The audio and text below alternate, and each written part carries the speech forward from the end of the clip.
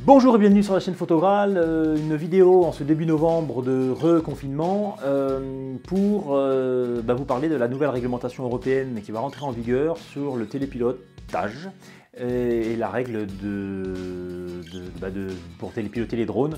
La réglementation nationale pro ou loisir, peu importe. La réglementation nationale va s'effacer, les scénarios S1, S2, S3, S4, les formations, etc. Tout ça, ça va dégager. Et il y aura des nouvelles formations à faire, des nouveaux scénarios, entre guillemets, il faudra se conformer à ça, à partir du 1er janvier 2021, enfin du 30 décembre exactement.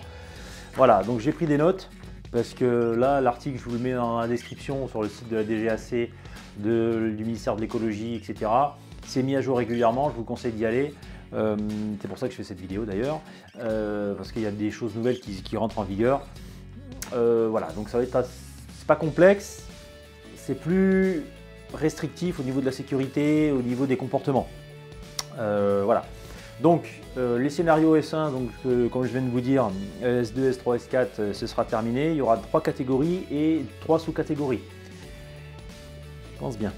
Et en plus, il y aura des classes de drones. Voilà, pour ajouter un truc. Bon, donc 3 catégories, donc certifiées, spécifiques et ouvertes. Donc la certifiée, c'est des risques élevés, transport de personnes, transport de produits dangereux, de colis, etc. Enfin bon, ça c'est pas pour nous, c'est l'expérimentation, c'est la recherche, etc. La spécifique, c'est risque un peu plus élevé, risque modéré, pilotage hors vue, et risque pour des tiers, c'est-à-dire par exemple si vous volez au-dessus d'une ville, si vous faites un reportage photo pour les professionnels, etc., comme vous voyez à la télé de temps en temps, sur le patrimoine, etc. Donc là vous avez une vue de drone au-dessus d'une ville, etc. Enfin voilà, tout ça, ce sera possible de le faire pour les pros, il faudra avoir une conformité à avoir. Bon, bref. La catégorie ouverte, c'est plus intéressant pour nous, enfin le loisir et les professionnels, dans la plupart des cas. Il y aura 3 sous-catégories A1, A2, A3 en fonction des risques et de la classe du drone. Et la classe du drone, c'est C0 à C4. C0, c'est un petit drone léger. Et C3, C4, c'est des drones de moins de 25 kg, c'est 25 kg maximum. Beaucoup plus lourd. Voilà, beaucoup plus large, beaucoup plus lourd, etc. Voilà. Aussi, on passe de 150 mètres de hauteur à 120 mètres de hauteur, pas d'altitude. Il ne faut pas confondre, donc on passe de 500 pieds à 394 pieds. Donc je vous mets 2 photos, une à 150 mètres et une à 120 mètres. On ne voit pas vraiment de différence si à l'horizon, l'horizon est un petit peu plus, plus aplati, on va dire. Il y a moins on voit moins loin, mais bon, c'est pas ça qui va faire la différence pour les prises de vue. Voilà, donc on parle bien de hauteur dans un drone, pas d'altitude. Je ne suis pas à 150 mètres d'altitude, je suis à 150 mètres de hauteur. Voilà, pour les pilotes, c'est QFE et QNH. QNH, c'est l'altitude et QFE, c'est la hauteur par rapport au sol. Voilà. En drone, on considère qu'on fait un vol local, donc on est en QFE. 120 mètres, c'est le plafond pour le drone et normalement, si ma mémoire est bonne, 150 mètres, c'est le plancher pour les ULM, les avions de tourisme, les petits coucous. Voilà, donc c'est pour éviter les collisions. On est encore plus sur la sécurité, ce qui n'est pas plus mal. Enregistrement de son drone, là, ce sera obligatoire. Alors, il y a deux choses. À partir du 31 décembre 2020, on devra s'enregistrer comme exploitant pour les drones supérieurs à 250 grammes ou inférieur à 250 grammes avec caméra. C'est-à-dire que si votre drone fait 250 grammes, qui n'a pas inférieur à 250 grammes, pas de caméra, vous n'êtes pas obligé de vous enregistrer. Et s'il fait 250 grammes avec caméra, ou moins de 250 grammes avec caméra, vous devez vous enregistrer donc, sur le site Alpha Tango. Vous aurez donc un numéro FRA plus 13 chiffres et il doit être collé sur le drone. L'étiquette doit être visible, enfin lisible à 30 cm. On doit pouvoir lire à 30 cm, c'est la norme. mais vous n'êtes pas obligé d'avoir une étiquette de, voilà, si vous avez un drone un tout petit, un petit Anafi ou un petit Mavic Pro 2, voilà, vous n'allez pas faire mettre une étiquette énorme. Donc voilà. Également pour les drones de moins de 800 grammes, c'est pas obligatoire, sauf s'ils disposent d'une identification électronique. C'est obligatoire aussi si vous avez plusieurs drones, c'est-à-dire vous avez une flotte de drones. Donc là, vous allez sur le portail Alpha Tango, donc vous aurez un numéro sur chaque drone, UAS, FR et un numéro. Voilà, pour 5 ans. Donc UAS, je vous mets ce que ça veut dire en anglais. Donc voilà, c'est la nouvelle réglementation. Il faudra immatriculer son drone, s'enregistrer comme pilote et exploitant, bien évidemment. Ensuite, la formation. Une formation obligatoire en ligne, d'abord, pour certains types de missions, donc A1, A2 ou A3. Ça, c'est obligatoire. Il y aura un QCM de 40 questions et un QCM de 30 questions supplémentaires et un examen à la DGAC pour avoir l'autorisation d'exploiter un drone en sous-catégorie A2. On en parlera après. Je parle des classes maintenant. Les classes C0, c'est inférieur à 250 grammes. Donc c'est la sous-catégorie A1, donc risque faible. C1, classe C1, c'est inférieur à 900 grammes. Donc c'est la sous-catégorie A1. C2, c'est inférieur à 4 kg.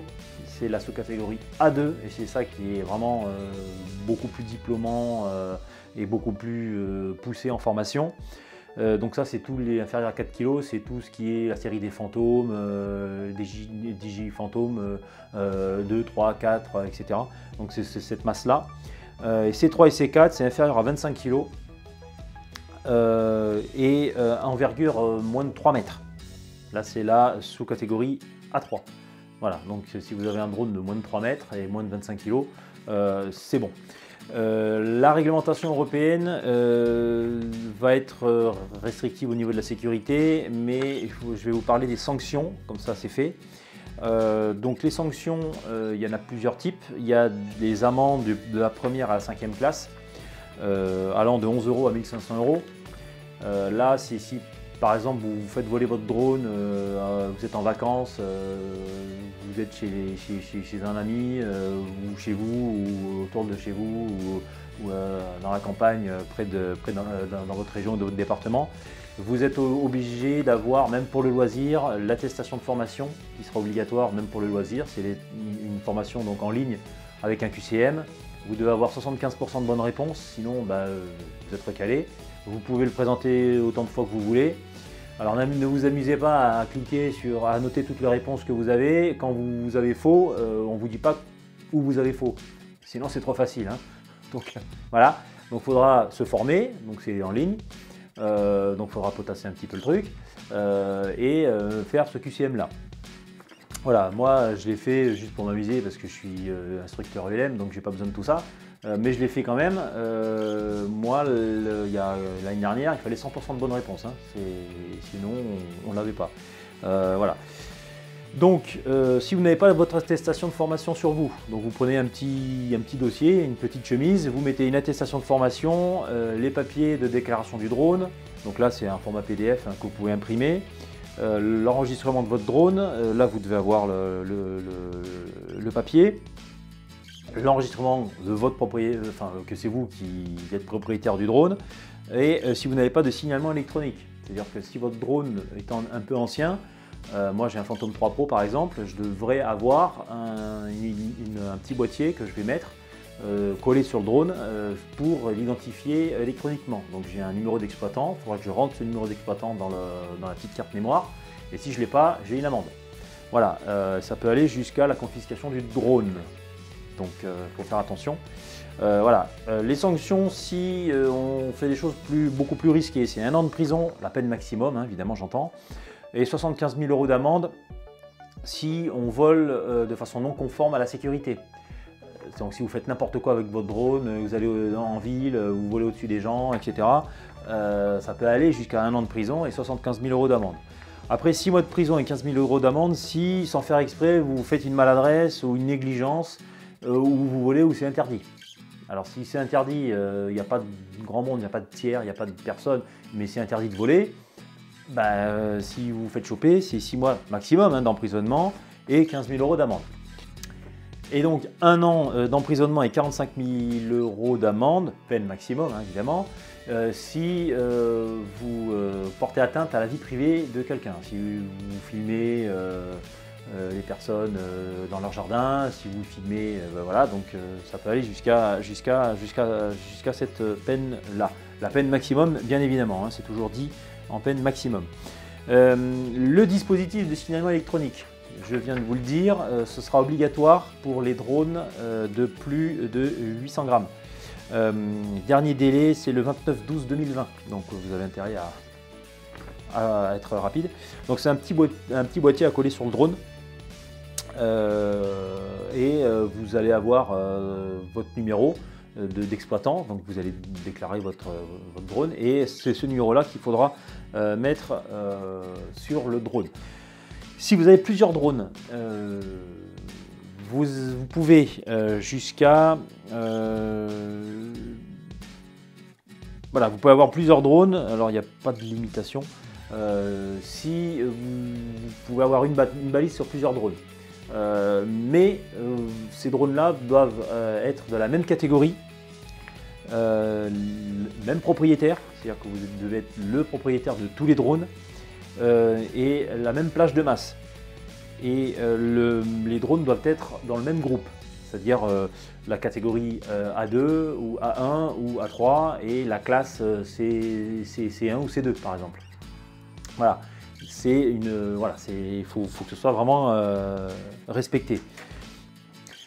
Tous les drones achetés à compter du 1er janvier 2023, donc on a le temps quand même, mais en général les drones on les garde assez longtemps, ils devront avoir une mention de classe pour voler en catégorie ouverte. Donc la classe c'est C0, C1, C2, C3, C4. Voilà, donc la C0 c'est moins de 250 grammes, C1 c'est moins de 900 grammes, C2 c'est moins de 4 kg, C3 et C4 c'est moins de 25 kg avec moins de 3 mètres d'envergure, etc. Donc là, si vous achetez votre drone à partir du 1er janvier 2023, il devra avoir la mention de classe dessus. L'âge minimum, l'Union européenne fixe à 16 ans, mais bon, chaque État fait un peu comme il veut. En France c'est 14 ans. Pour la catégorie ouverte, bien évidemment. Il n'y a pas d'âge minimum pour un jouet qui rentre dans la catégorie A1 de la classe C0, c'est-à-dire léger et vraiment pas de risque du tout. Si on construit un aéronef, enfin si on construit son propre drone à une masse inférieure à 250 grammes, il n'y a pas d'âge minimum. Et aussi une personne de 16 ans peut superviser une personne, un plus jeune, à condition que les deux jeunes soient diplômés avec la catégorie du drone qu'ils pilotent, c'est-à-dire les QCM, en ligne, etc. Également, si vous pilotez un drone, si vous avez des lunettes VR, vous savez les lunettes en 3D où vous êtes à la place du drone avec la caméra, il faut obligatoirement une deuxième personne qui n'a pas de lunettes VR et qui regarde le drone en vrai, quoi. Voilà, parce que voilà, c'est obligatoire. Si vous possédez un ancien drone, vous pouvez le faire voler selon les règles de la catégorie ouverte correspondante au poids et au type de mission. C'est-à-dire le poids c'est la classe et un type de mission c'est A1, A2 ou A3. Alors ils disent que c'est une période de transition qui va permettre de s'adapter jusqu'au 1er janvier 2023 pour les industriels et les utilisateurs. Bon, voilà, c'est pratique, mais il faut vraiment se cantonner à la catégorie et à la classe du drone. Alors la réglementation européenne ne s'applique pas pour les lieux clos. Si vous avez une compétition indoor dans un grand gymnase, cette réglementation-là, elle ne sert à rien puisque c'est dans un lieu clos, privé. Donc là, la seule obligation, c'est le propriétaire de la salle et l'organisateur doivent mettre en sécurité parfaitement le lieu. C'est-à-dire défiler, le public éloigné, voilà, c'est des filets de protection, etc., etc. Donc là, cette réglementation-là de 120 mètres de hauteur, ça ne sert à rien. Donc là, les lieux clos, c'est autre chose. Voilà, donc tout ça, je vais vous résumer ça. Le risque, donc je vais parler maintenant de risque A1, risque A2, risque A3. Donc c'est sous-catégorie A1, sous-catégorie A2, sous-catégorie A3. Donc on va vers cette réglementation-là. Hein. Donc les risques A1, donc je vole toujours à vue, je vole à une hauteur de 120 mètres maximum. Je passe une formation en ligne, c'est 40 questions. Et je peux survoler des personnes. Alors c'est le survol autorisé, sauf regroupement de personnes. Ça c'est très important, c'est pour les drones de moins de 250 grammes, enfin de moins de 900 grammes, catégorie C0, moins de 250 grammes, et catégorie C1, c'est drone de moins de 900 grammes. Donc tout ça là, je vole à vue, 120 mètres, je passe une formation en ligne, 40 QCM, je peux survoler des personnes, c'est survol non volontaire toléré, sauf regroupement de personnes, pour les drones de moins de 900 grammes, et survol autorisé, sauf regroupement de personnes, pour les drones de moins de 250 grammes. C'est survol autorisé pour moins de 250 grammes et survol non volontaire toléré pour moins de 900 grammes, pour les drones un petit peu plus lourds. Pour la catégorie C0, c'est l'équivalent du Mavic Mini. Vitesse maximum 19 mètres secondes. Déclaration en ligne du drone uniquement si un système d'identification à distance est présent. Donc là, c'est le petit truc idée là, qui est accolé pour les anciens drones, mais qui sera normalement dans les logiciels modernes, les nouveaux drones, qui seront intégrés au drone. Voilà, et drone CE. Donc là, le marquage CE, c'est important puisque c'est le constructeur qui doit se conformer à une charte de qualité des matériaux électroniques, des composants, etc. pour l'environnement, etc. Donc là, il faut que ce soit marqué CE. Donc risque A1, C0, c'est les petits. Risque A1, catégorie C1, donc c'est le Mavic Air, Mavic Pro ou Anafi. Drone de moins de 900 grammes, vitesse max à 19 mètres secondes, survol non volontaire toléré sauf regroupement de personnes. Donc là, pas de regroupement de personnes, voilà. Système d'identification à distance plus signaux lumineux. En général, même les petits drones ils ont des petits signaux lumineux, ça c'est obligatoire. Système de néovigilance NFZ. Alors NFZ, c'est No Fly Zone, c'est-à-dire que dans le GPS, il y a un système de géovigilance, c'est-à-dire que si vous volez près d'un aéroport, près d'une zone interdite, une zone dangereuse, etc., votre drone, même si vous voulez aller à gauche par exemple et que votre drone ne va pas à gauche parce que cette zone-là est à gauche, bah, votre drone, vous avez beau avoir poussé le manche à gauche, bah, il ne va pas y aller. Donc ça, c'est un système de néovigilance qui doit être dans le drone. Mais ça, c'est le logiciel du constructeur qui va mettre à jour ça. Déclaration en ligne du drone CE, bien évidemment. Et pour ceux alors ils appellent ça le do it yourself, c'est DIY, le drone de moins de 250 grammes, vous pouvez faire votre drone de moins de 250 grammes et une vitesse max de 19 mètres secondes. Mais tout ça, c'est je vole à vue, 120 mètres max, une formation de 40 QCM et survoler des personnes, mais je vous le conseille pas, même si c'est toléré, vaut mieux pas. Voilà pour le risque A1, moins de 900 grammes. Risque A2, moins de 4 kg. Alors ça, c'est le plus important. Donc, vol à vue, hauteur max 120 mètres. On ne survole jamais de personnes.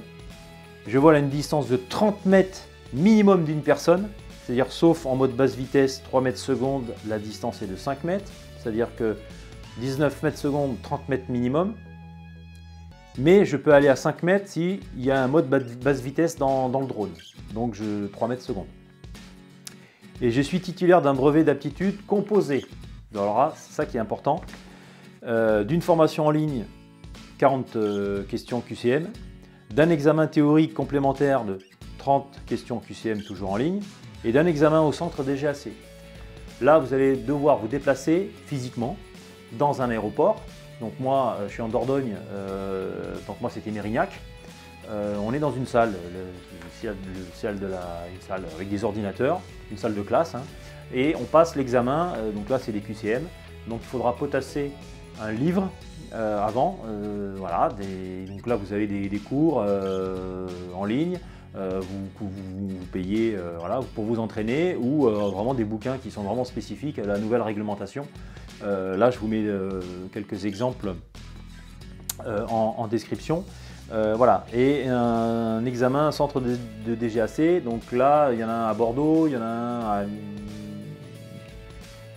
dans l'Est, à Lyon, je crois, à Brest, à Paris, il y en a plusieurs. Et dans le Sud-Est, il y a Marseille ou Nice, je sais plus. Enfin voilà, donc je vous mets la carte ici, là, vous voyez. Voilà. Qui regroupe tous les centres DGAC. Vous allez évidemment dans le centre le plus proche de chez vous. Il faut faire quelques kilomètres, d'accord, mais de toute façon, ça c'est obligatoire. Voilà. La catégorie donc C2, donc ça c'est la catégorie de tous les fantômes. Mavic Pro 2, etc. C'est des drones de moins de 4 kg, donc vitesse max 19 mètres secondes, système d'identification à distance plus signaux lumineux. Voilà, ça c'est obligatoire. Système de géovigilance no-fly zone, ça c'est le GPS interne du drone. Déclaration en ligne de drone, obligatoire, propriétaire et exploitant. Drone CE, mettre le sigle CE. Alors là, ils mettent captif de moins de 50 mètres autorisé. Ça, les captifs, c'est les ballons, hein, avec une ficelle. Système fail-safe et follow me à 50 mètres maximum.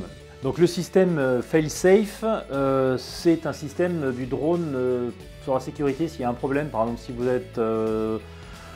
si vous captez plus votre drone avec votre télécommande, le drone va revenir au point où il a décollé, ou alors il va se mettre à une altitude où il ne va plus bouger jusqu'à ce que vous recaptiez le signal. Ou si vous avez vraiment une panne de télécommande, vous avez oublié de la charger, etc., le système fail-safe va faire qu'il va revenir là où il a décollé. Ça peut être aussi un système de parachute. Si par exemple votre drone il y a une hélice qui est cassée ou il se fait attaquer par un rapace, hein, c'est arrivé. En général, le drone il est cassé, il tombe et il y a un parachute qui se déclenche tout seul. Voilà, donc ça c'est les drones de moins de 4 kg. Donc là c'est très important, il faut un système fail-safe. En général ils l'ont déjà, moi la série des fantômes ils ont par exemple un système où c'est simple, on ne capte plus, on est trop loin, où il n'y a pas assez de batterie. Par exemple, s'il y a une batterie qui se décharge plus vite, si le drone se rend compte qu'il ne pourra pas revenir au point où il a décollé, il revient tout seul. Donc voilà, ça c'est un système là. Et le follow me à 50 mètres maximum, c'est-à-dire que si le système follow me, donc même les petits drones, hein, ils les ont aussi. Soit il suit la télécommande, il y a différents types de follow me, soit il se capte sur la télécommande, donc le signal, donc il suit avec la télécommande, soit il capte la silhouette. Donc il y a différents logiciels, différents types de trucs. Soit il capte la silhouette. Donc là, maximum, votre drone devra être à 50 mètres maximum de vous. Voilà, donc risque à 2, c'est vol à vue, 120 mètres max, on ne survole jamais les personnes, 30 mètres minimum d'une personne, sauf en mode basse vitesse, on peut aller à 3 mètres secondes et à 5 mètres. Et un brevet d'aptitude, tout le QCM qu'il y a sur le site Alpha Tango et un examen à la DGAC. Voilà. Tout ça, c'est pour piloter des fantômes, Mavic Pro, etc. de moins de 4 kg. Risque A3, c'est moins de 25 kg. Alors, toujours pareil, donc ça c'est plus gros, hein. Je vole à vue, 120 mètres maximum, je ne survole jamais les personnes, je vole à une distance de 150 mètres minimum d'habitation aux zones commerciales, industrielles ou récréatives. Donc là, vous voyez que là, c'est 30 mètres minimum d'une personne et on peut s'approcher beaucoup plus qu'avec un gros drone. Donc vous voyez que la mission avec un gros drone est beaucoup plus éloignée avec des biens, des habitations, des zones commerciales, industrielles ou récréatives. Et je suis titulaire d'un brevet d'aptitude composé juste des 40 questions QCM et des 30 questions QCM sur la DGAC. Pourquoi? Parce que je ne survole peu de personnes, je suis plus pas en race campagne, mais voilà, il n'y a pas d'habitation et je suis à plus de 150 mètres. Et si il y a un problème, le drone tombe soit dans les arbres, soit par terre.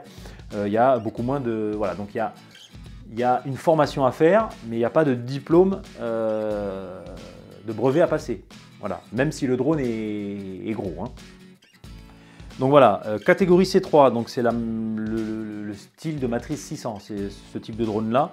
Donc c'est moins de 25 kg, 19 mètres secondes, identification à distance, ça sera obligatoire, signaux lumineux, système de néovigilance no-fly zone, déclaration en ligne du drone, drone CE, captif de moins de 50 mètres autorisé, fail safe, follow me à 50 mètres maximum et dimension inférieure à 3 mètres. Voilà, la catégorie C4, c'est à peu près la même chose. Voilà, drone de moins de 25 kg, déclaration en ligne du drone, pas de mode de contrôle automatique sauf stabilisation. C'est-à-dire que votre drone, quand vous le faites décoller, il doit se stabiliser tout seul. Mais ça, c'est si vous le faites vous-même. Do it yourself, c'est ce qu'on appelle DIY, déclaration en ligne du drone. Et bien évidemment, quand vous déclarez votre drone, vous devrez avoir le numéro de série de la carte mère. Il y a plein d'identifications à rentrer dans la déclaration. Voilà. Donc tout ça, je vous mets tous les liens qu'il faut. N'hésitez pas à me poser des questions si vous voulez vraiment des précisions sur certains points. Je pense que cette réglementation-là va bien faire en sorte qu'il y aura peut-être une plus grande prise de conscience des télépilotes, parce que dans mon métier, j'ai vu faire n'importe quoi. Voilà. Effectivement, pas vu, pas pris, mais le jour où on se fait choper, je vous ai parlé des amendes qui peuvent tomber. Là, c'est assez hard. Donc voilà. Voilà pour cette petite vidéo. Elle est assez courte. J'ai fait exprès pour pas vous prendre la tête. Donc n'hésitez pas, comme je vous dis, posez les questions et allez voir sur le site de la DGAC. Prenez le temps de bien poser les choses et de bien lire. Voilà, ben moi je vous retrouve pour une prochaine vidéo sur d'autres thèmes, photos, télépilotes, etc. Allez, ciao!